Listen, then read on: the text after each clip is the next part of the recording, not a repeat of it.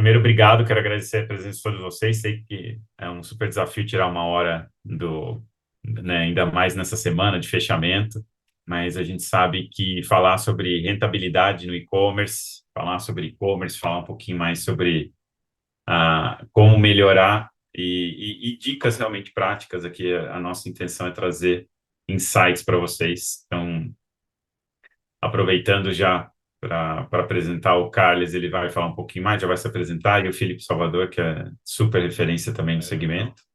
Me apresentando, sou Felipe Rosa, sou responsável pela Operação Brasil da Instalip. Tenho mais de 14 anos já de tecnologia e mais de 10 anos, mais 6 anos, 10 anos já em varejo e distribuição, já é tanto tempo trabalhando no segmento. Nesses últimos 2 anos, né, na Instalip.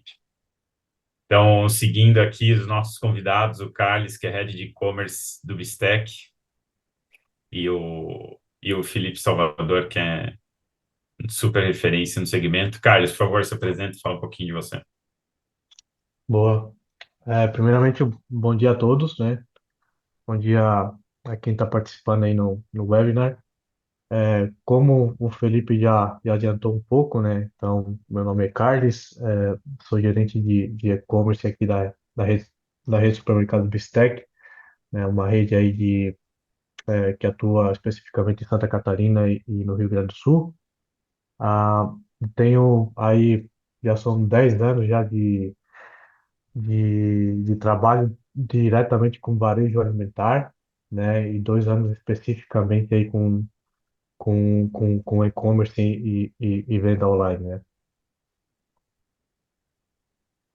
Obrigado, Carlos, pela tua presença de novo. Sei que é um desafio, né? Semana de fechamento. Obrigado de novo, tá? Pela tua participação, mas tenho certeza que vai ser super válido aí para o público e também aí para o Bistec.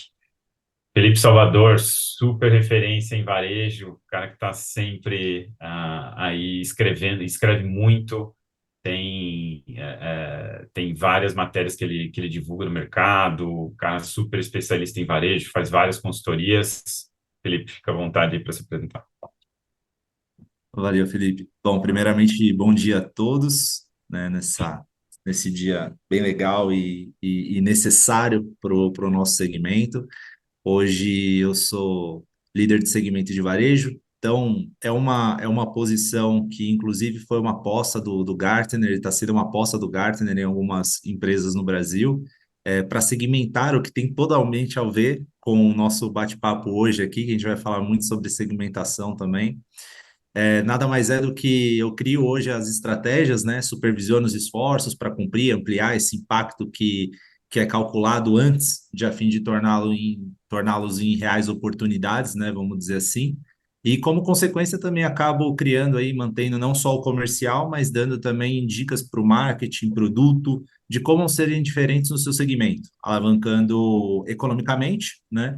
E tendo aí uma liderança inovadora que informa sobre tendências, estimula maior o desenvolvimento interno. Fora isso, como o Felipe mencionou aí, hoje eu escrevo para alguns canais, Brasil, Argentina, Estados Unidos, Nova Zelândia, sobre varejo. Estou aí há 15 anos no varejo, e se juntar aí o meu pai e meu avô, a gente tem um pouquinho mais de 100 anos no varejo. Então, acho que dá para entender um Caramba, pouquinho. passo de Ai, geração aí do conhecimento, né? O almoço de domingo, exatamente. então, é falando de varejo, não tem jeito. Exatamente. Eu falava que não ia entrar, mas aí não deu. Ah, isso é muito difícil. Não, o varejo eu sempre falo que é viciante, cara, depois que você entra. Muito difícil Com sair. certeza. Também tenho já há alguns anos e dificilmente você troca de segmento. Com Muito certeza. bom, legal.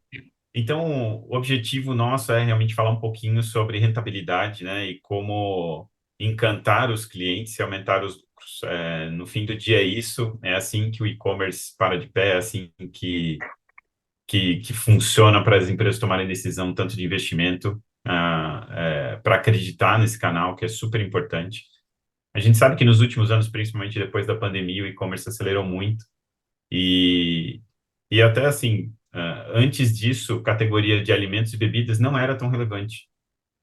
E o que a gente tem percebido é que agora, categoria de alimentos e bebidas é o que mais cresce e começa a se tornar super relevante. E o que eu sempre falo, né? Se essa é uma tendência, se você está vendo que isso vai acontecer no futuro, você precisa tomar uma decisão hoje. E hoje realmente cai muito em como aumentar essa rentabilidade desse canal que é tão importante. Então, pensando nisso, a gente se reuniu aqui para discutir isso. E aí já quero fazer a primeira pergunta para o Carlos para a gente começar aí esse bate-bola. Carlos, como é que você vê, como é que você define a rentabilidade no Bistec? Como é que funciona isso para você no dia a dia? Boa. Ah, eu acho que a gente pode visualizar rentabilidade de um e-commerce, talvez em duas vertentes, né? A primeira que eu percebo e talvez não esteja muito alinhado com o que a grande maioria entende por rentabilidade, mas a primeira seria a percepção de marca, né? A experiência de usuário, que ela não está diretamente atrelada ao faturamento do canal, mas no âmbito global, macro, e que não é tão tangível em indicadores, né? Mas que faz total sentido para a estratégia da rede como propósito de negócio, né? Então, essa percepção de marca, a experiência do usuário, acho que é válido a gente considerar como um canal rentável, não tão atrelado a faturamento, né? E aí, claro que o segundo ponto é faturamento, é receita versus investimento, né? Ou seja, a gente anda muito alinhado a gente ter esse controle entre faturamento contra custos, despesas, investimentos, né? E aí eu acho que é legal a gente abrir um parêntese e considerar que para a gente ter um saldo positivo de rentabilidade, que ele seja saudável, ele seja sustentável, né? Temos que ter, claro, alguns pontos para chegar numa rentabilidade positiva, né? Então, por exemplo, quando a gente inicia uma operação de e-commerce, ter claro, por exemplo, qual que é o modelo operacional que a gente vai trabalhar, né? Seja a partir de uma dark store ou no modelo, sei lá, Keep From Store, que é o que a gente trabalha aqui no Bistec, né? Então, a partir desse momento, a gente definir também uma estrutura de custo, né? Montar uma central de custo que seja fluida, né? Então, levando em consideração a estrutura operacional física e trazendo isso para o modelo de negócio digital online, e aí também as escolhas de tecnologia ou soluções que vão dar sustento para o canal, né? Que a longo prazo faz total diferença nos esforços, né? E aí, claro, começar a acompanhar os indicadores como ROI, ROAS, para entender essa rentabilidade do canal, né? Então, eu atrelo muito a rentabilidade a essas duas vertentes, né? A percepção de marca e aí, de fato, faturamento versus custos, despesas e investimento, né? Legal, muito bom. E você, meu xará, Filipão, o que você acha? Como é o que você vê isso nas empresas que você trabalha? Como Olha, como eu tô mais, eu tô naquela divisão, né? Pela Selbet, eu traço as estratégias do comercial, né? De como o comercial deve trabalhar, acabo resvalando no marketing também, né? Mas eu concordo totalmente com o Carlos e adiciono o olhar diferente para a rentabilidade bruta, para a rentabilidade líquida. Às vezes, dentro do varejo, a gente acaba, vamos dizer assim, olhando muito pro bruto e às vezes esquece do líquido, mas quando eu digo disso, não é da forma geral, mas sim de um olhar talvez um pouco mais personalizado. Então, um olhar para, por exemplo, produto, se aquela categoria está performando bem, se aquele produto está performando bem, rentável, líquido, no caso, e tomar algumas ações antes de repente, tomar uma decisão de negociação, né? De você travar uma negociação com tal fornecedor, porque ele não está sendo tão rentável, líquido para você. Eu vejo como tomar algumas ações, alguns testes de repente, localização do produto dentro da loja, estudá-lo melhor, né? Em qual sazonalidade ele funciona melhor, ou de uma forma mais mensal, né? Dentro do mês, em que período que ele funciona melhor para que você tenha uma noção de liquidez do seu produto, da sua categoria, ou até mesmo da sua loja, da sua regional, por regional. Então, eu vejo que essa rentabilidade ela tem que ser mais olhada, né? E acompanhar mais indicadores, né? Então, até você colocou, né? O nosso segmento ele cresceu muito, né? Nesses últimos anos. Por exemplo, em 2022, a cesta de alimentos e bebidas saiu da sexta posição no ranking para terceiro lugar no ranking, né, em número de pedidos. Isso é um avanço assim gigante, né, para o Brasil em relacionado a e-commerce, né? Representa um crescimento de 82, 83% relacionado com o ano anterior. Mas claro que se deve muito à pandemia, né, disso. Mas eu realmente vejo que com esse crescimento e você olhando para a rentabilidade, nada mais justo do que você olhar mais indicadores, né? Então, por exemplo, o OSA, que é um indicador de disponibilidade, né, do produto na loja, na gôndola. Só que visto por um ponto do resultado dele, né? Se eu tenho uma disponibilidade na loja, mas a partir do momento que eu não tenho ele disponível, porque o varejo ele trata muito de perda, antes mesmo de falar de ganho. O quanto eu estou perdendo? Então, se você sabe que um produto seu, uma categoria sua, ela tem menos disponibilidade, o quanto eu estou perdendo por não tê-lo lá? E o quanto isso se torna em resultado de rentabilidade líquida, fazendo aí atrelando com o primeiro ponto. Então, eu vejo esses dois pontos muito ligados a essa rentabilidade. Não estou te ouvindo. Tá, tá no mudo, Felipe. Rentabilidade, a gente sempre fala sobre, principalmente sobre a operação, custo da operação, e aí sempre tem ali tecnologia, pessoas, né? Então, esse sempre é o grande ponto ali. Mas tem outro ponto ali que até o Carlos comentou, que conecta muito com o que eu acredito, que é jornada, né? O e-commerce, ele faz parte de uma jornada. Quer dizer, você pode começar na loja física, pode começar num concorrente, e aí o touch point lá no e-commerce, em que você viu, poxa, essa rede tem o produto que eu gosto. Eu acho que eu vou começar a ir lá, ou vou comprar aqui e vou receber em casa. Ou eventualmente, poxa, eu sei que essa rede entrega rápido, então eu vou comprar dele, e aí nem sempre você consegue medir a efetividade disso para trazer mais clientes, né, para aumentar as vendas, tanto no canal físico quanto no digital. Então, colocar o e-commerce como parte da jornada do cliente, independente se é, né, do físico, sabe, essa coisa de separar. Então, eu acredito bastante por isso que essa experiência do cliente é super importante. E aí, até seguindo nessa linha de experiência do cliente, né? O que vocês veem, assim, que é importante que funciona? O que o cliente considera? E, Carlos, se você puder falar um pouquinho mais, assim, o que é importante nessa linha de experiência? Sim.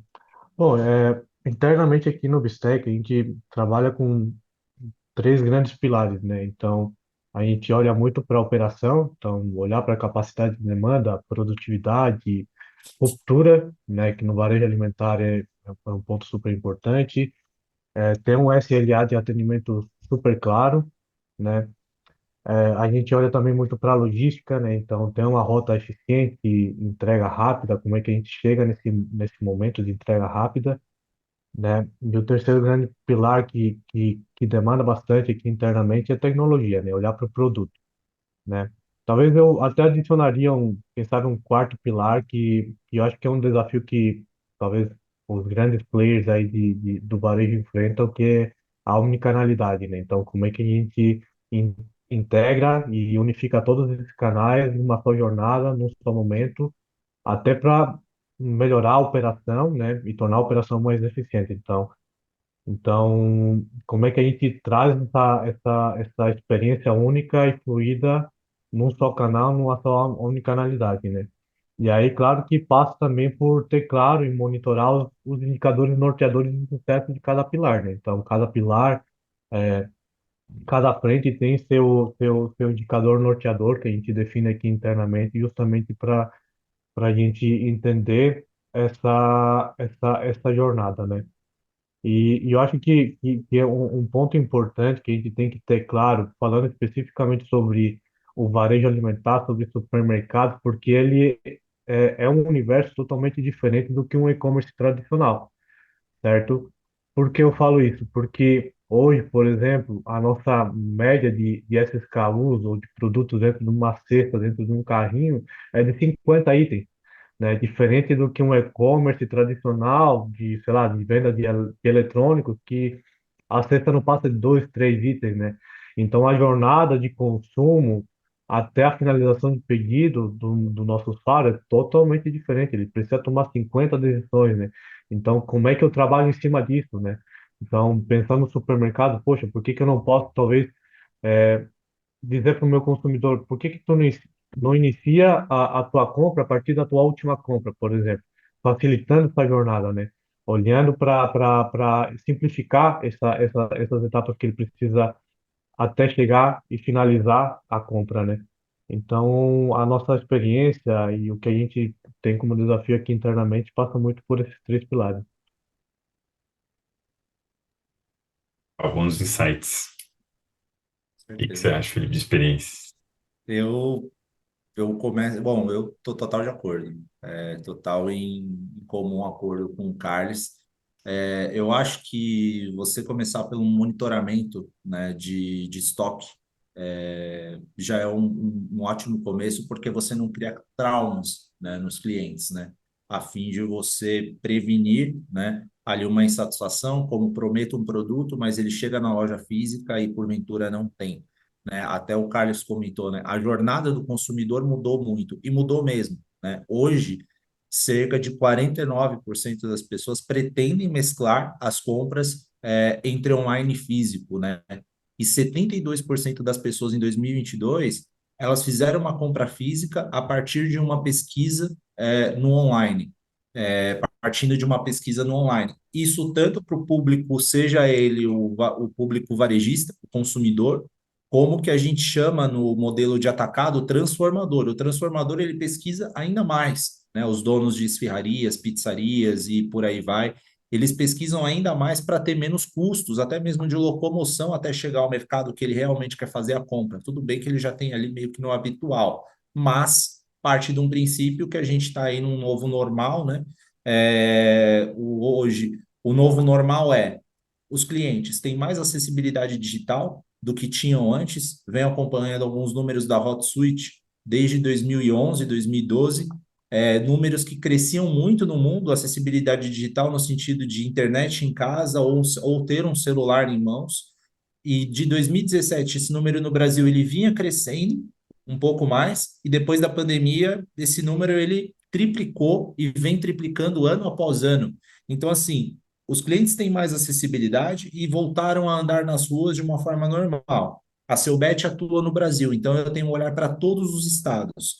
Então, Felipe, tudo voltou a um novo normal, e um novo normal onde é mais acessível, é mais procurado. Então, para você manter fiel ao seu cliente, você tem sim que ter o seu estoque melhor monitorado, né? Acho que tem que ter, partindo do princípio de marketing, onde o Carlos atua, uma hipersegmentação melhor das mensagens que você cria. Hoje a gente tem algumas ferramentas que fazem isso, né? Elas criam grupos de pessoas semelhantes para mandar mensagens para que a pessoa se sinta ali especial por estar recebendo uma mensagem diferente de uma outra pessoa que ela conheça.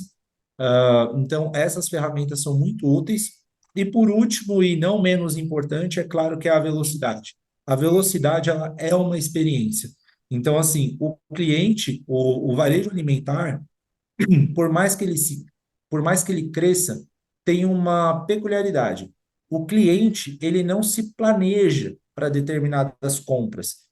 Eu mesmo sou um desses clientes. Eu não pego e eu olho para o meu leite que está ali prestes a esgotar e eu falo assim, eu vou comprar aqui. Não, normalmente é para a última hora. Então, eu preciso para agora. Então, quanto mais veloz você for na entrega, melhor, porque o tipo de. Isso não é só no Brasil, isso é no mundo inteiro. Eu trabalhava numa startup fora e eu vi que isso é no mundo inteiro. O cliente ele não se planeja nesse sentido alimentos e bebidas, né? Ele simplesmente faz a compra. No farmacêutico, no varejo farmacêutico já é um pouco diferente, né? Até o crescimento do farmacêutico tem sido bem forte. Então, assim, eu acho que esses seriam os três pilares, né? Um monitoramento melhor do estoque, uma hipersegmentação e personalização de mensagens, de campanhas para os clientes e a velocidade da logística. Que legal. Não, bom. é, Gostei muito dos pontos que vocês tocaram. Janela curta é super importante, tanto que até tem uma startup na Índia que recebeu o super aporte, virou um unicórnio porque faz entregas super rápidas. Então lá tem o contexto. Eu acho que tem muito de contexto também da região, do público, né? Mas janela curta, ela é super importante, faz parte da experiência do cliente. A gente estava falando, até estava conversando com o Carlos, portfólio eu acho super importante. Então, ter um bom portfólio completo e que seja também direcionado. E eu concordo contigo, cada vez mais especialista. Eu quero entrar lá, eu gosto de vinho, então eu quero receber uma boa campanha de vinho, uma boa promoção. Poxa, eu quero fazer um jantar no sábado, então eu vou receber lá a promoção do vinho com um macarrão bacana. Então, isso é importante, vai melhorando a experiência do cliente, vai facilitando, né, as 50 decisões que o Carlos comentou, né? Você incentiva esse cliente a comprar mais, que aí você aumenta o ticket médio. Você aumenta o ticket médio, aumenta a recompra, porque esse cliente teve uma experiência boa, aí você começa a ter rentabilidade. Concordo com vocês, são, né, janela curta, a trabalhar bem a ruptura, e eu acho até que tem segmentos que trabalham bem essa parte de ruptura quando você traz para gôndolas infinitas ou o processo que você até comentou, né, Felipe, de eventualmente eu estou lá na loja física, poxa, mas não tem o vinho que eu gosto. E se eu puder comprar e receber em casa daqui a 1, 2 horas? Então você vai, né, o varejista mesmo na loja física vai deixar né, ele vai ganhar essa venda, né, vai aumentar o ticket médio, está trabalhando com dois canais, não só o canal físico, e aí sim você começa a fortalecer, porque no fim do dia você quer que o cliente volte a comprar, independente do canal. E esse tratar omnichannel, né, é um desafio, cara. E eu gostei muito do comentário do Carlos sobre os KPIs, né? Que você, cara, se você não sabe para onde, né, se você não mede, se você não tem dados, se você não sabe para onde você quer ir, qualquer lugar serve.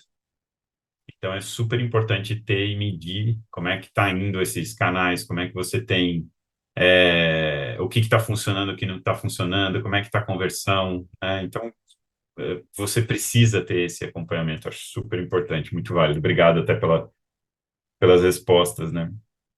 E, e aí, até assim, então, pensando nessa parte de experiência, quais são os desafios, assim, Carlos, que você vê que pega no dia a dia, assim, do e-commerce geral? Difícil essa pergunta aí. É, Tem dúvidas aí. Mas, bom, eu citei aí que a gente coloca nossos esforços em três pilares, né? E o que tem demandado, assim, muito esforço do nosso lado é tecnologia, assim, né? Porque dependendo da plataforma ou da solução que a gente contrata, e aí eu abro um parênteses, porque a gente, como gestor, a gente é impactado e procurado por muitas soluções, a gente tem que ter um bom senso na hora de definir, de escolher, e aí os KPIs, eles entram na jogada justamente para a gente ter um norteador, né? Mas em tecnologia, ela tem nos demandado muita capacidade de desenvolvimento muito extensa e pesada, e que às vezes torna inviável, às vezes, a gente concentrar os nossos esforços no negócio, né? Então, por isso que eu citei anteriormente que é muito importante a gente ter muito claro qual que é o nosso modelo de negócio, de operação e a escolha das tecnologias, tá? Porque isso no futuro pode ser um grande demandador da equipe interna, né? Um outro ponto, eu acho que o desenvolvimento de cultura de dados eficiente, certo? A venda online, ela nos entrega isso, nos entrega dados, então, não somente olhar para os dados, mas como é que eu extraio insight disso e como é que ele se torna um ponto de decisão dentro da nossa jornada, né? Um terceiro ponto que eu posso enxergar é gestão de mix e de sortimento, né? Que é um ponto de atenção essencial para principalmente para supermercados, né? Então, como desenvolver categorias, olhar para produtos perecíveis, né? Que é super importante, entender melhor a nossa estrutura mercadológica, né? A estrutura mercadológica do físico não é a mesma para o online, né? Um outro desafio também é a logística, né? Entrega mais rápida. Eu acho que a gente vê o movimento dos grandes players aí de mercado, né? A gente até pode citar nomes, Mercado Livre, a Amazon entregando cada vez mais rápido, né? O consumidor ele quer essa prontidão, né? E aí, um último ponto que tem nos desafiado bastante aqui internamente é a digitalização de processos, né? A gente tem várias frentes hoje que elas são totalmente analógicas, né? Não tem nenhum envolvimento de tecnologia e aí acaba tornando a operação menos eficiente, né? Então a gente tem passado por essa reestruturação também nessa digitalização, né? Legal, boa. E você, Felipão, se você tivesse que eleger um, assim, o principal desafio que você fala assim, cara, esse é o que às vezes faz com que o cara continue no e-commerce ou ele feche o e-commerce, eventualmente. Olha, escolher um é difícil, né? Até porque a gente está num ano que o tema da NRF foi o básico bem feito, né? E eu acho que muito Aham, parte disso, né? O Carlos comentou de dados, né? Eu acho que é necessário, sim, uma cultura de dados, mas a análise, né, de dados continuamente, né? Principalmente pelo setor ali comercial, né? Que também tem uma rotina super veloz, mas eu falaria ali em dois pontos: controle de custos e preço. Eu acho que são os dois principais pontos. Eu até falo um pouco disso pela própria Selbet, né? Como a gente valoriza o nosso produto, que é aluguel de impressoras e ferramentas para o PDV, como etiquetas eletrônicas, etiqueta impressa, uma série de outros fatores, mas eu falo assim, como que a gente valoriza isso para o varejo, né? Valoriza isso porque se eu dou uma melhor proposta para ele, né, de como ele paga isso, isso não resvala entre o markup do produto dele que ele vende na gôndola. Isso não deixa de ser um valor para o custo dele, que muitas vezes vai parar lá na gôndola, né? Então, assim, toda a operação de um supermercado, ela tem que ser, de um varejo como um todo, ela é colocada no produto que ele vende. O produto que ele vende, ele está na gôndola. Então, quanto mais caro fica a minha operação, mais complicado fica de eu vencer a minha concorrência pelo preço do meu produto. Tenho menos liquidez no meu produto por conta disso, né? E o controle, e além desse controle de custos, a importância do preço, né? Porque o controle de custos nada mais é do que antever o preço, né? E o preço ele entra como um grande decisor, principalmente falando de Brasil, né? Nós temos aí em todo, hoje eu olho para todos os estados, Felipe, e eu posso te dizer com plena convicção, o preço ele é um grande diferencial, vai continuar sendo um grande diferencial enquanto as marcas não souberem trabalhar os seus custos ou valorizar o seu produto, né? Que é um ponto que o Carlos comentou algumas vezes sobre essa valorização, né, do seu produto, da sua loja. Então, assim, o preço ele é um diferencial. Quanto mais e-commerces nós temos, mais ferramenta a gente dá de comparativo de preço, né, para os nossos clientes, o que tem um lado muito bom aí, né, de concorrência, é um lado vital, né, para você. Você tem que estar ali. Hoje você perde muito por não estar dentro do e-commerce. Essa é a realidade. Mas o controle de custos e o preço, para mim, são os grandes diferenciais. O preço, ele bate muito no consumidor, principalmente num ano em que nós estamos falando em um ano com IPCA totalmente inconstante. Desculpa, ao mesmo tempo, a gente tem uma intenção de consumo por família muito alta, mas que não se reflete como resultado de vendas no varejo, principalmente nos produtos de alimentação básica. Não à toa, a Abras está indo um trabalho forte, né, dessa alimentação básica. Então, assim, eu vejo preço e controle de custo. legal. Não, excelente. Preço, promoção, praça, prazo ali é esse É, básico bem feito. No fim do dia, você tem que chegar com o preço correto. Gente, adorei também os comentários do Carlos aqui, né? Tecnologia, plataforma, ter tudo isso integrado. E até o Felipe Augusto aqui fez um comentário que é até difícil a organização, né? Se adaptar às novas tecnologias e tudo isso, esses canais. Até quando a gente fala de, né, se adaptar, às vezes tem a meta não está nem calibrada, né? Porque aí a meta da loja física é uma, do e-commerce é outra, e aí, poxa, vender mais e-commerce, mas aí a meta da margem é a mesma. Então, realmente, até quando tem um canal novo, assim, é difícil adaptar toda a cultura organizacional, realmente ela tem uma adaptação super complexa.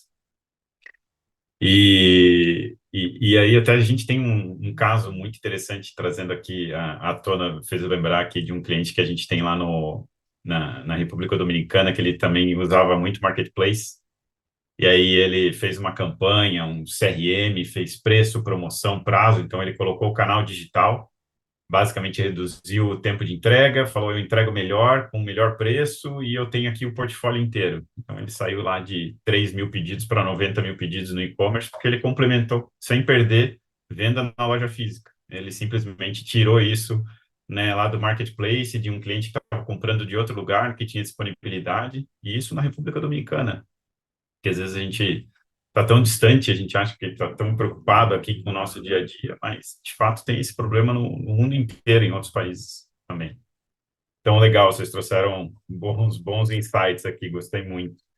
E até trazendo, né, essa melhoria, né, sair de 3 mil também para 90 mil também não é nada simples, né? Ele teve que fazer muito controle ali de dados, ele usa muito ranking de produtividade para saber se a operação está no caminho certo ou não. E aí vai de encontro com o que o Carlos falou. Poxa, eu tenho que ter processo digitalizado para poder medir melhor o que está acontecendo. Assim como acontece na indústria, né? Às vezes a gente esquece, né? Poxa, o que que é o Lean Manufacturing? Por que que a Toyota chegou num nível de produtividade alto? Porque ela olha gargalos e aí vai trabalhando cada gargalo da operação, vai quebrando em pequenas tarefas, que é o Kanban, simplesmente isso. Foi um dos grandes diferenciais, e aí às vezes a gente esquece de colocar isso nos processos que a gente tem no dia a dia, na loja, que seja processo de e-commerce, loja física, de reposição, a gente tem tanta tarefa no dia a dia, só que a gente esquece de medir os gargalos, né? Sem estar digitalizado fica muito difícil. Que legal. Aí até falando em KPI, né? Agora eu até trouxe isso. Quais são aí aqui, Carlos, quais são os três principais KPIs assim que você recomenda que realmente funciona acompanhar e que trazem ou mesclam ou diferenciam ali a parte de rentabilidade e experiência do cliente assim, de maneira prática? Certo. Bom, existem diversos KPIs aí que eu tenho em mente aqui, né? Mas, por exemplo, olhando para a operação, né? Eu acho que um KPI que impacta diretamente nessa linha de rentabilidade e experiência é a ruptura, né?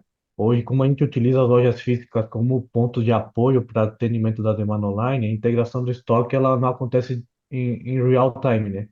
Então, precisamos definir bem o estoque de segurança mínimo, desenhar uma lógica de regra que talvez leve em consideração não só a demanda online, mas a física também, né?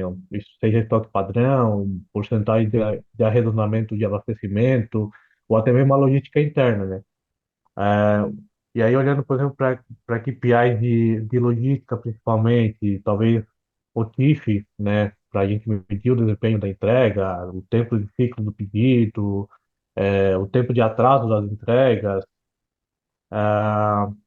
E aí, pensando talvez em KPIs mais voltados para os nossos canais próprios, até mesmo de aquisição e de receita, quem sabe, olhar para indicadores como CAC, né?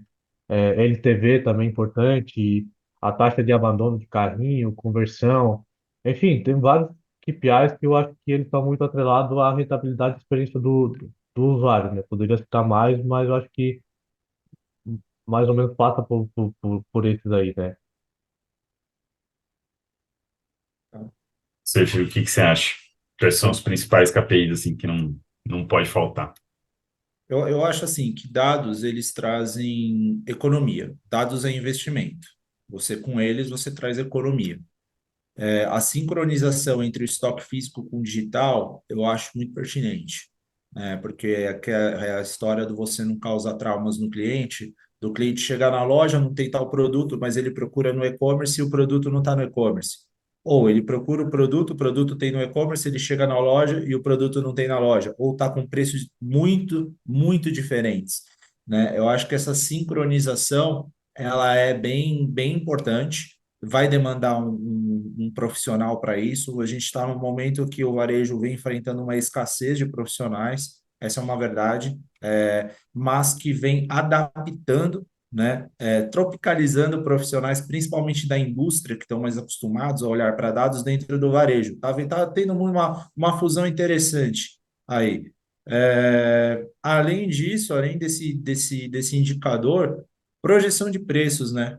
Mais hiperprecificada ali, de você olhar mais atentamente, porque no e-commerce, normalmente ele é um preço mais generalizado, o que já dá para fazer questões diferentes também.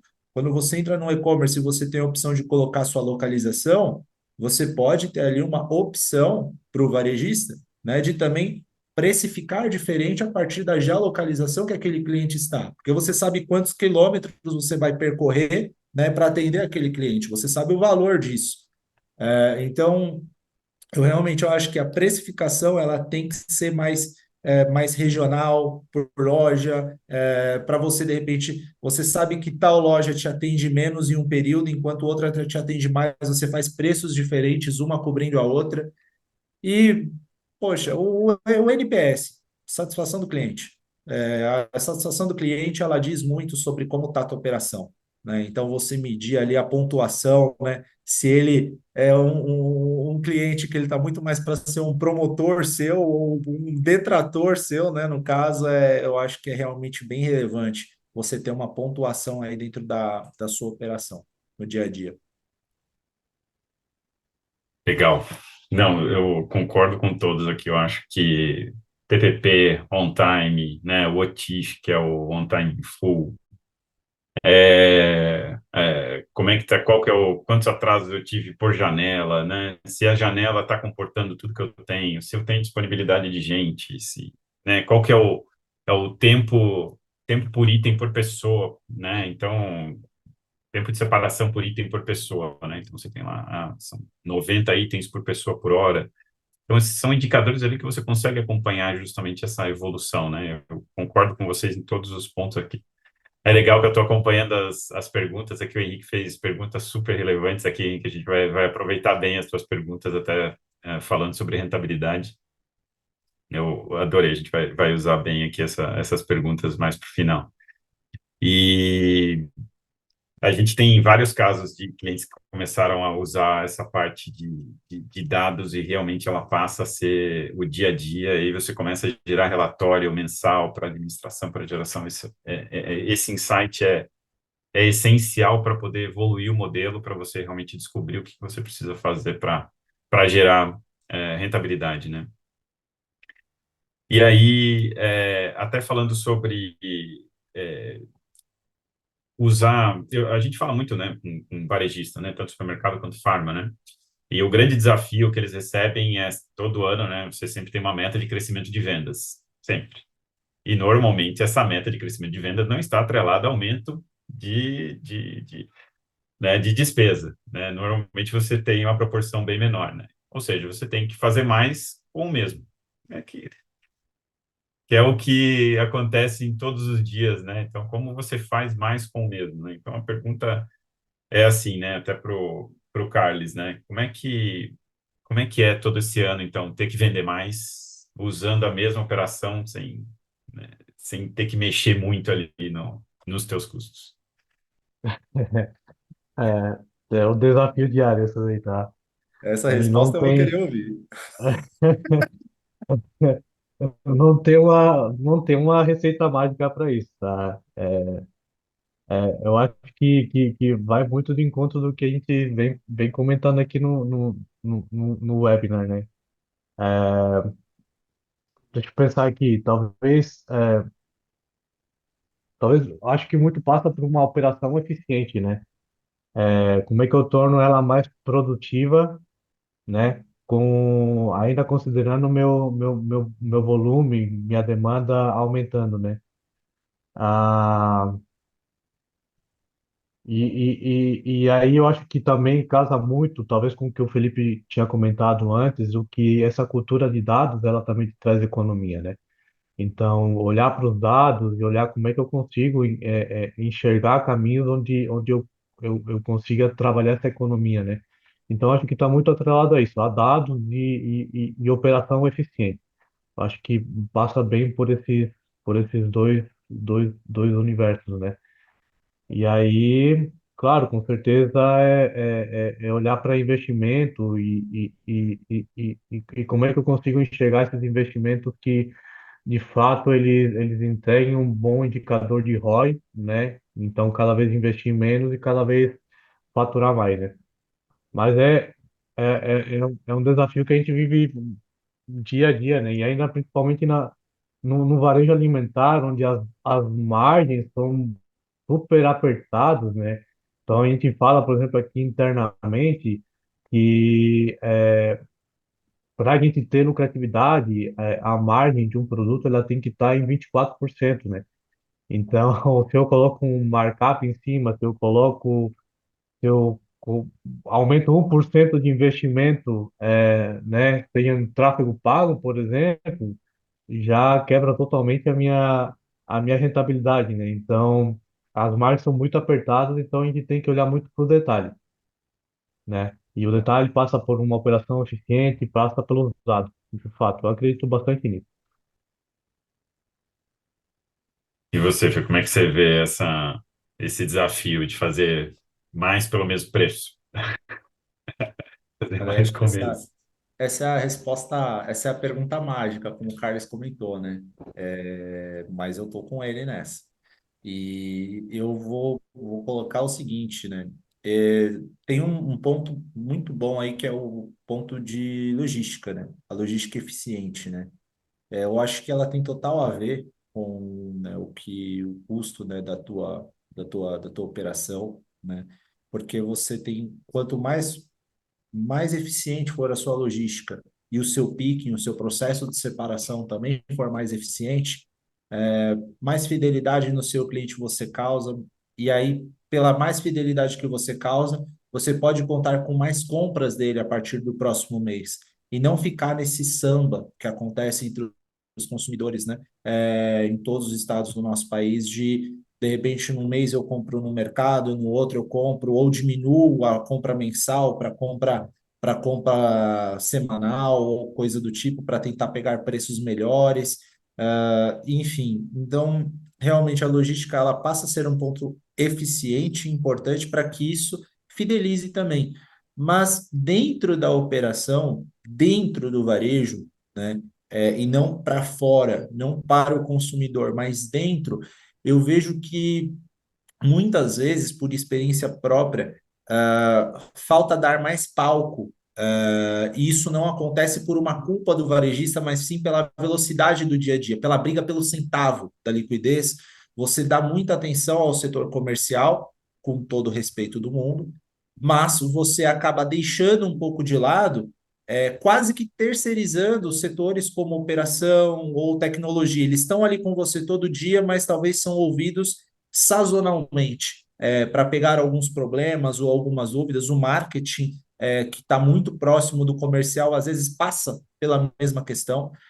Então, dar mais palco a alguns setores que já estão ali dentro, antes mesmo de você terceirizar alguma ferramenta para esses setores, eu acho importante, porque aí você vai ter alguém de dentro tendo uma noção maior, né, e podendo te dar soluções, né, do que fazer, né.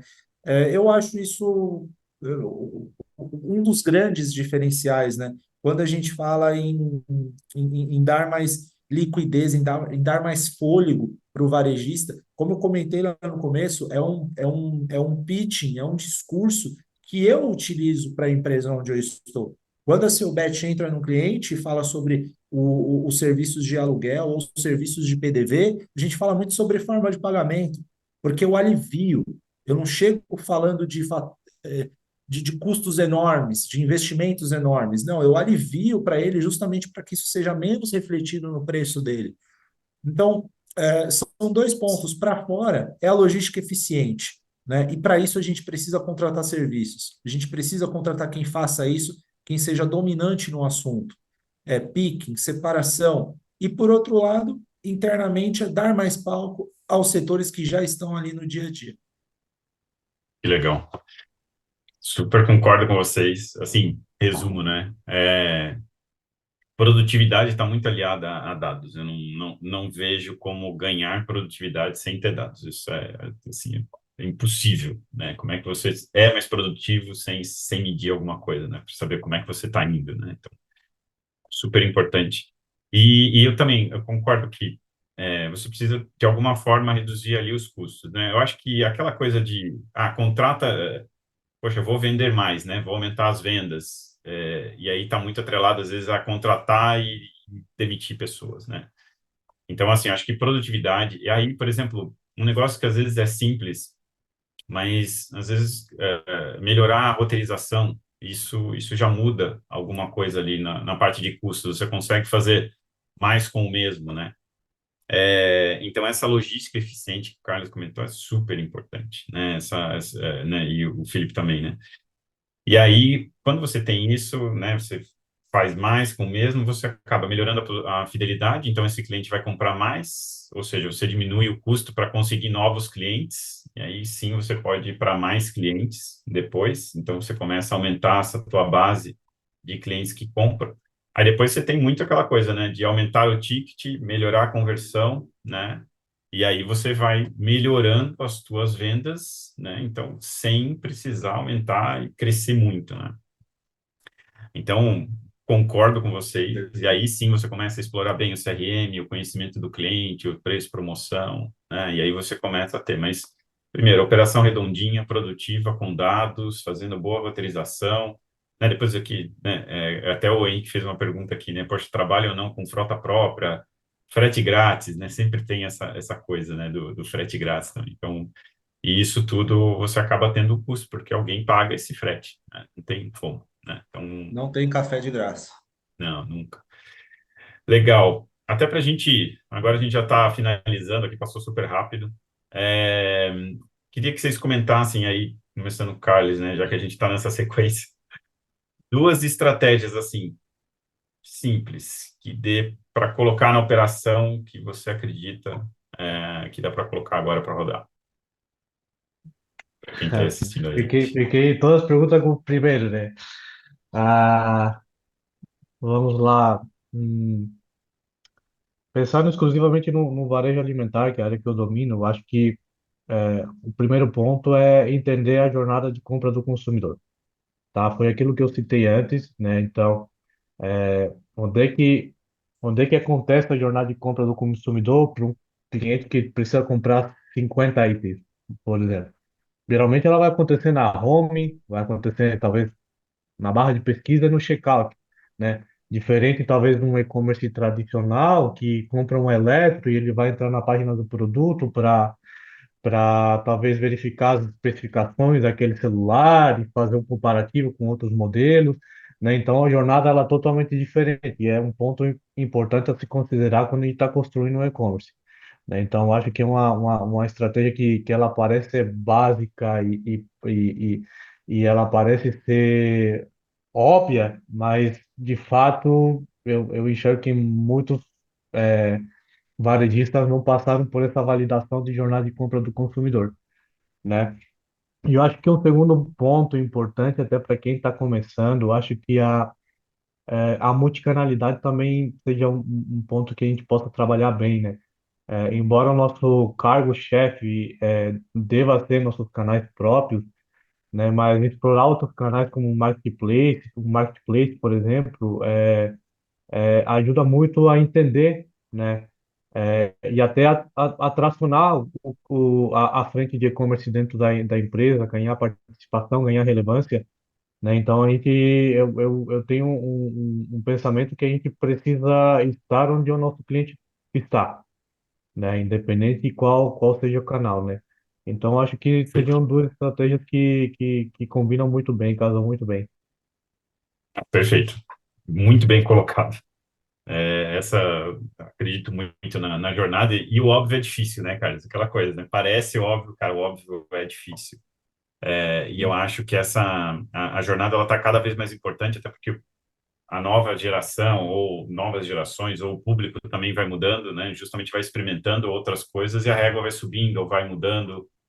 E aí ele experimentou em outro segmento, então ele começa a esperar que os outros segmentos também trabalhem assim. Então, acho que essa coisa de ver a jornada sempre, ter isso muito claro, ou qual que é a jornada ideal, ou qual que é a melhor jornada para aumentar a ticket médio, melhorar a conversão, isso tudo é importante de estar acompanhando e deixar isso bem claro para a companhia, né? E aí o multicanal também, eu acho. E como eu comentei no exemplo que eu trouxe lá da República Dominicana, hoje nosso cliente, ele está super forte no canal próprio, mas ele começou testando com o Marketplace. Ele falou, poxa, deixa eu ver aqui qual que é a janela que funciona, o que que o cara compra, quem que são as pessoas, qual que é a região. Então ele testou. E eu super concordo. A gente tem outros clientes aqui no Brasil que fizeram o mesmo. Testaram com o Marketplace, validou, falou, poxa, tem público, o pessoal compra realmente, agora eu vou fazer o investimento tranquilamente. Concordo em gênero, número e grau. E você, Filipão, duas Bom, estratégias para colocar na prática? eu vou bater aí na tecla da integração com a tecnologia, né? Com a tecnologia, com os dados, isso vai resvalar na economia que você tem, das suas perdas, né? Da sua venda perdida operacional, isso resvala muito aí quando você tem um bom acesso à tecnologia, quando você mede, poxa, a partir do momento que eu tenho dados para medir, por exemplo, eu vou citar dois dados, vai, um dado, né? A partir da venda diária que eu tenho, da média de venda diária de tal produto versus o tempo, né, que eu tenho para o mês. Quantos dias para e com estoque, né? Quantos dias para frente eu tenho de venda desse produto para eu não se tornar uma ruptura, uma possível ruptura ou falta do produto na loja, né? Então, assim, você pode integrar ferramentas que solucionam isso, né? E integrar a tecnologia. E a outra é a personalização. E quando personalização, ela é personalização de um ponto de vista que tem que ser bem aprofundado. Não é só a personalização da comunicação para o cliente, mas é a personalização interna de como você compra, de como você marketiza isso, né? De como você operaciona tudo que acontece, ou você faz a operação medida por uma região muito grande que atende várias lojas ou faz algo mais segmentado. Então, acho que a palavra personalização ela serve para muitas coisas. Um case, por exemplo, passando muito rápido, eu trabalhei por quase 10 anos em um varejista, supermercadista, e nós tivemos um case bem legal lá de um aumento em 500% de venda, né, em uma categoria, que era seca doce. Partindo de uma curiosidade, uma sazonalidade, eu adoro ver Big Brother com a minha esposa, a gente adora esse tipo de cultura inútil. E aí, eu assistindo Big Brother um dia, minha esposa virou para mim e falou assim: Amor, você pode trazer um chocolate? Amanhã tem paredão e a gente está sem nenhuma barra de chocolate aqui. Fui, comprei, voltei para casa e aquele negócio ficou martelando na minha cabeça. Peguei, baixei todo o sellout dos 3 anos anteriores, do mesmo período do Big Brother. E falei assim: eu vou fazer campanhas focadas nesse período, ou seja, uma campanha diferente do que são as sazonalidades eventuais, como Carnaval, como Dia das Mães e qualquer outra coisa do tipo para ver como aquilo funcionava. Houve um aumento de quase 500% em venda naqueles produtos, naqueles determinados dias por causa disso. Então, assim, a palavra personalização ela serve para muitas coisas, mas isso depende também da integração de tecnologias. Se não houver uma boa integração entre as tecnologias, por mais curioso, por mais ideias que você tenha, talvez você não extraia um resultado eficiente por falta da tecnologia. Então, acho que esses são os dois grandes pontos. Muito legal, perfeito. Muito bom. É, cara, assim, tecnologia é essencial para você justamente ter essas questões de campanhas específicas, de falar com o cliente da forma correta. Eu acho perfeito. Obrigado pelo comentário. E esse caso do sazonal funciona muito, né? É impressionante isso. E quando você mede e tem esse resultado, funciona super bem.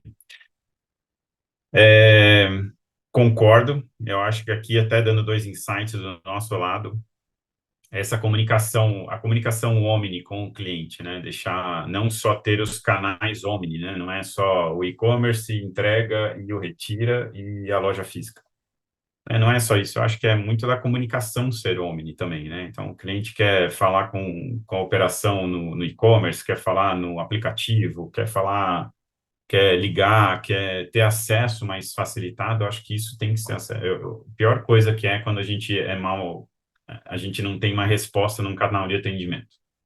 Então, o time estar alinhado para que ele acompanhe e tenha esse contato com o cliente é super importante. Então, eu acho que aí, claro, está muito casado com tecnologia, ter esse acesso, facilitar esse acesso, mas eu acho que nessa etapa de jornada, ter essa comunicação omni, ela é super importante. Não só ter um e-mail X ou um telefone X, e aí até chegar na questão daquele pedido que está atrasado, ele quer só tirar uma dúvida se aquele pedido que ele fez no canal, no e-commerce, vai chegar no horário.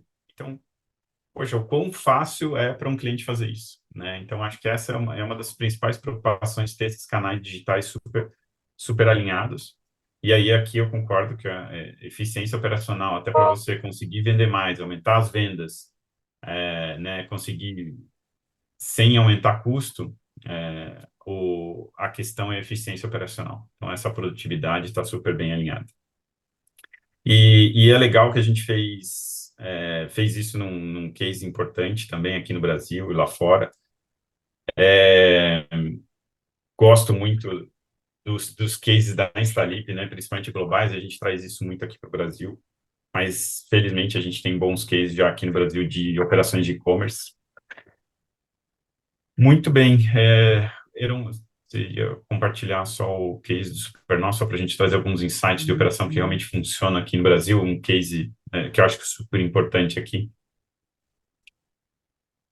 Então, só para colocar, né, o que a gente acredita, como eu falei, né, de produtividade, né, tempo de pique. Então, quando você consegue reduzir, é um KPI super simples, mas que você consegue ter ali referência de produtividade e aumento de vendas. Então, quando você tem uma operação bem controlada, bem estruturada, você melhora isso, você consegue também crescer sem desespero, sem precisar contratar muito mais pessoas, você consegue trabalhar muito mais fechadinho.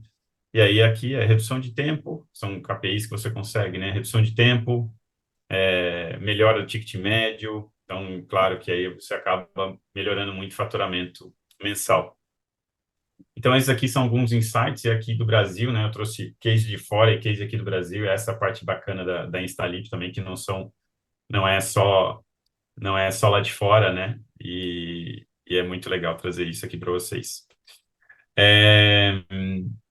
Muito bom. Eu tinha comentado que a gente teria um tempinho aqui para perguntas.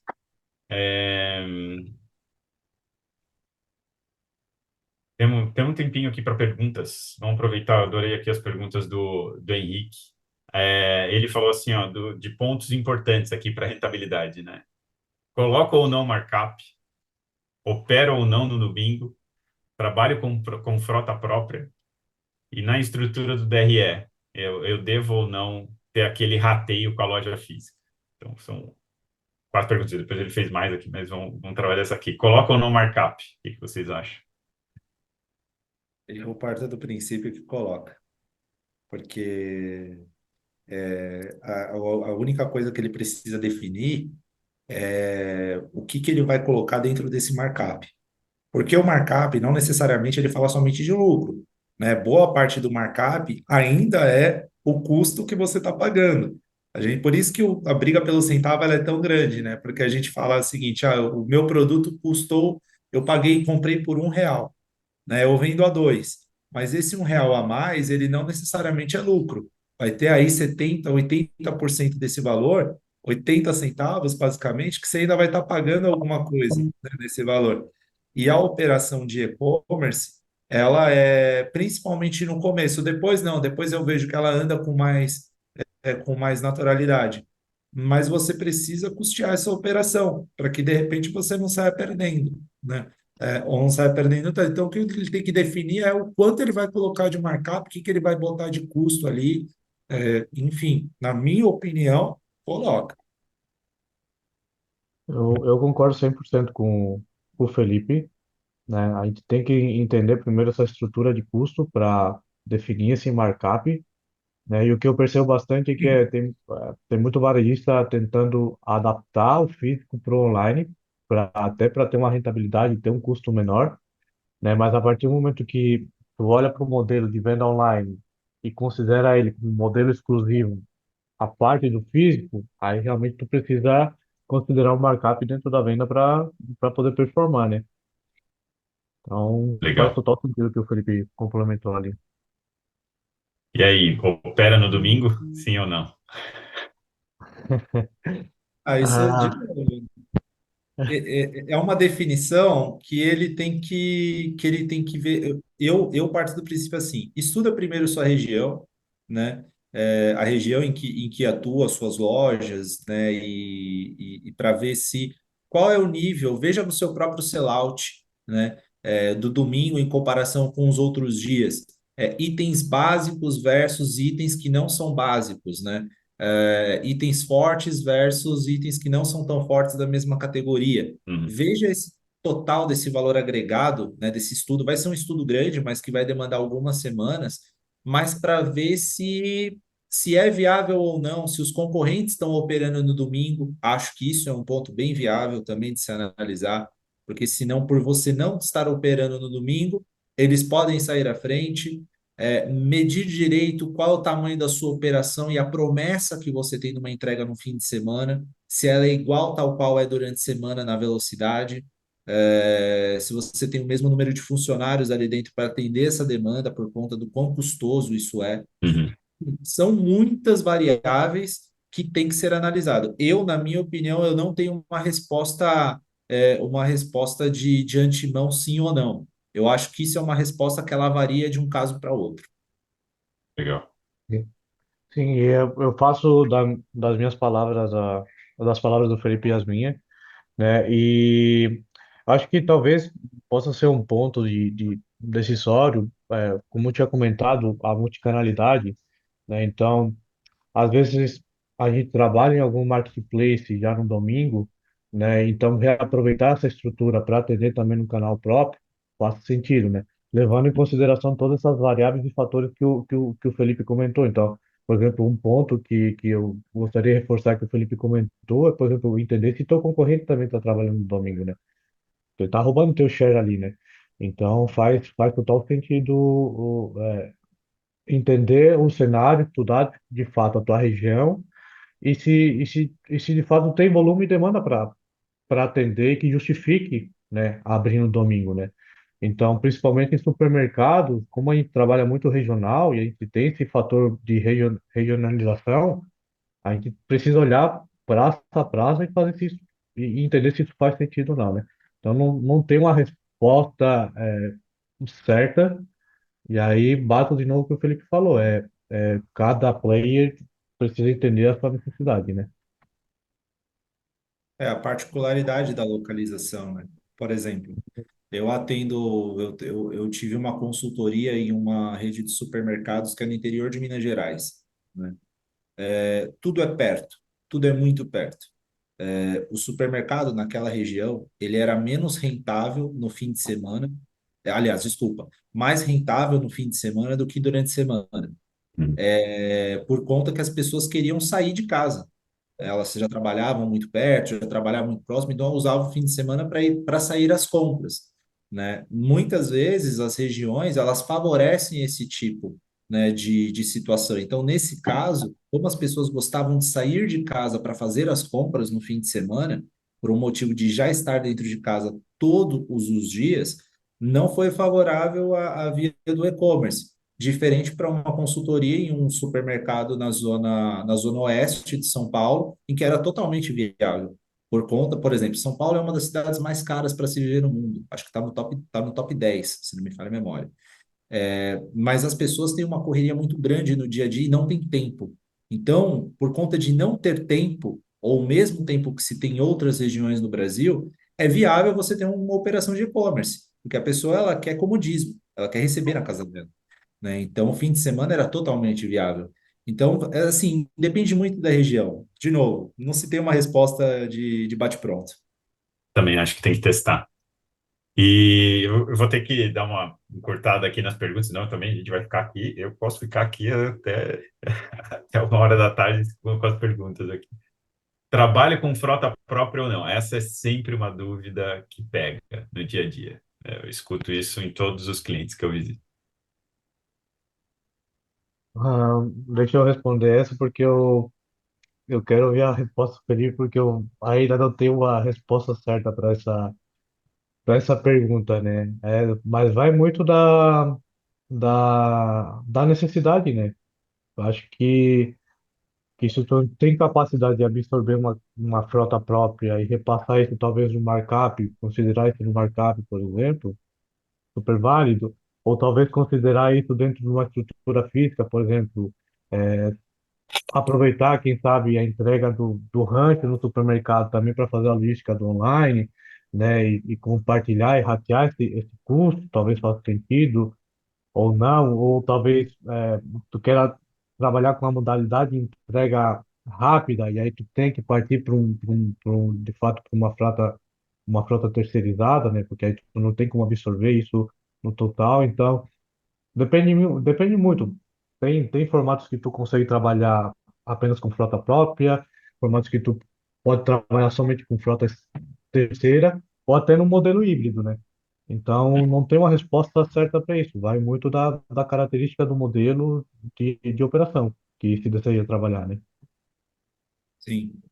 É exatamente isso, ô Carlos. Vai muito, por exemplo, quantas lojas você tem? É uma loja? De repente vale a pena, né? Você ter. Ah, você tem uma série de lojas, você tem centros de distribuição divididos pela cidade onde você atua.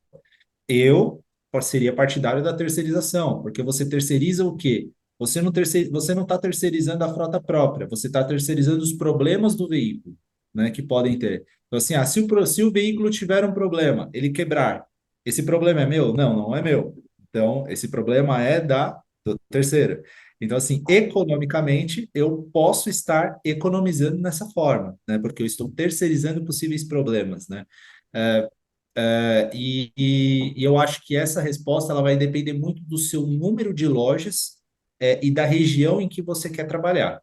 Eu sou partidário de se é uma loja média para grande e tem um grande número de lojas, sejam pequenas, grandes, atacado, varejo, aí não, atacarejo, não importa o modelo, mas eu optaria pela terceirização do serviço.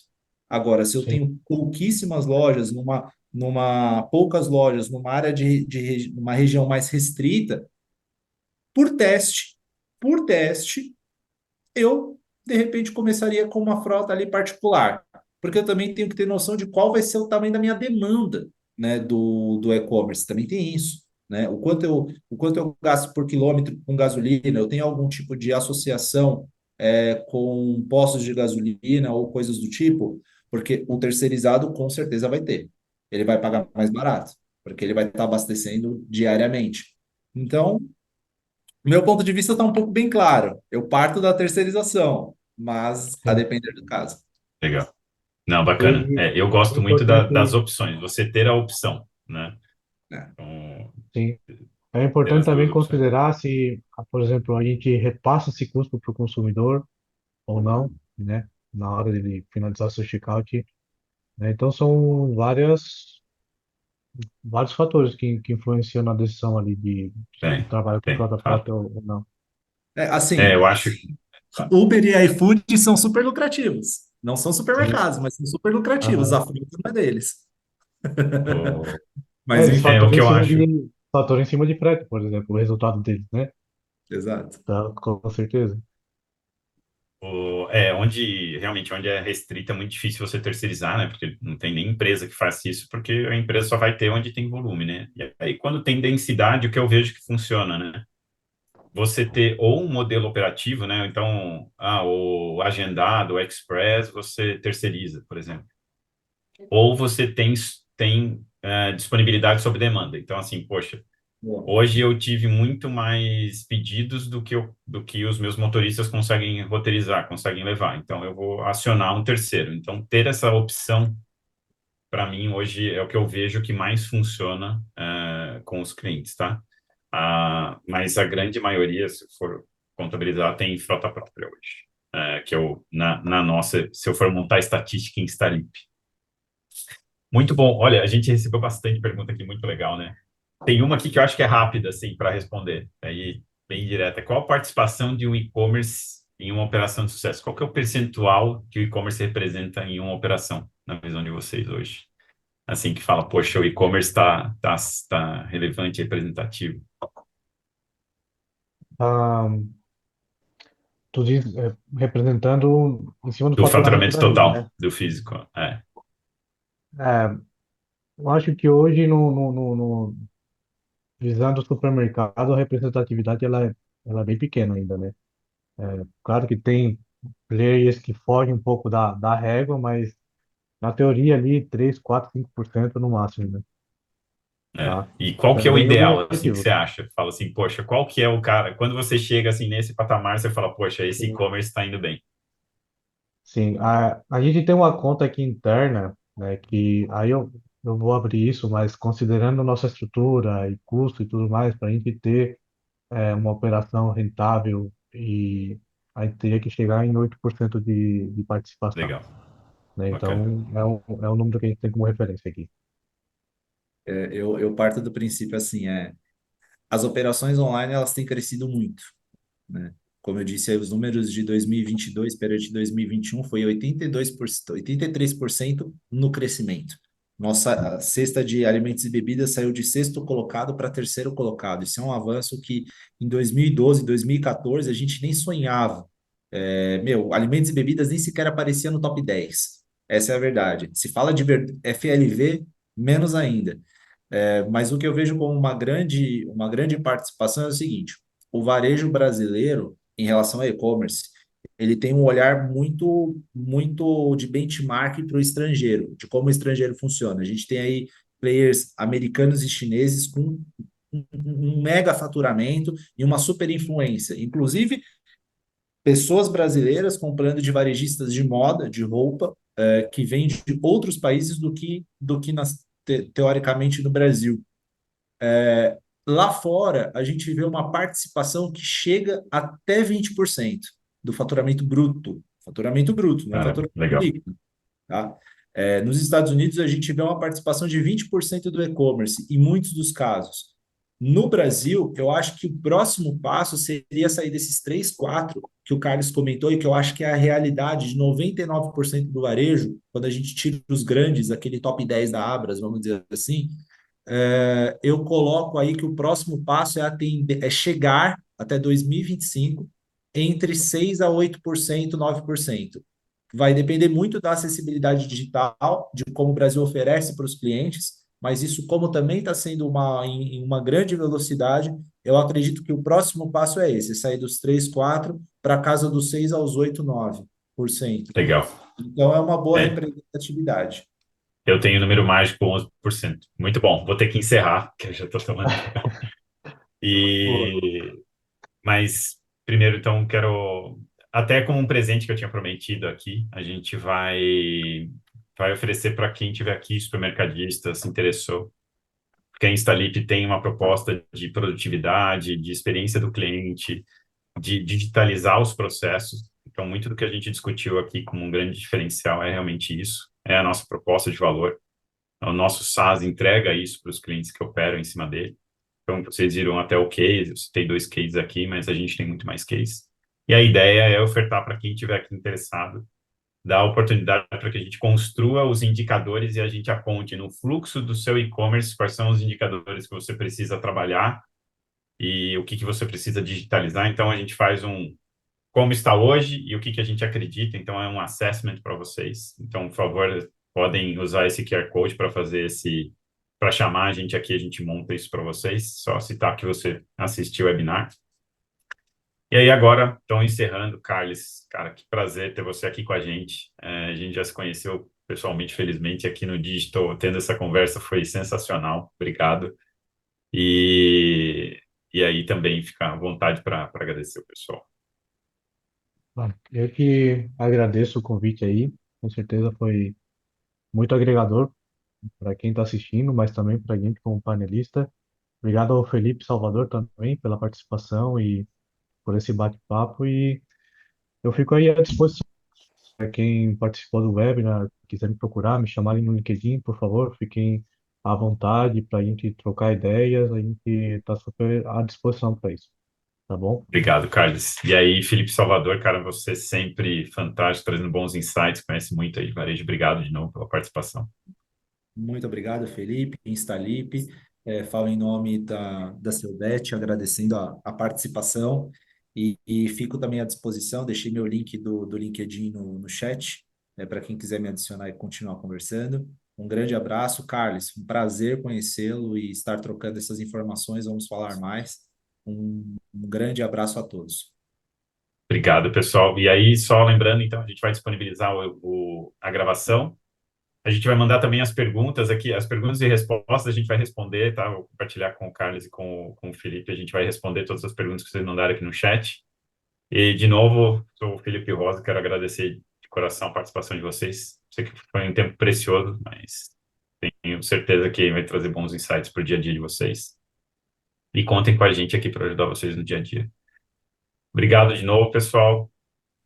Uma ótima quarta-feira, um ótimo resto de dia, boa semana. E espero que o mês tenha sido muito bom para vocês e que venha setembro. Obrigado, pessoal. Até a Valeu, próxima. tchau. Valeu, tchau.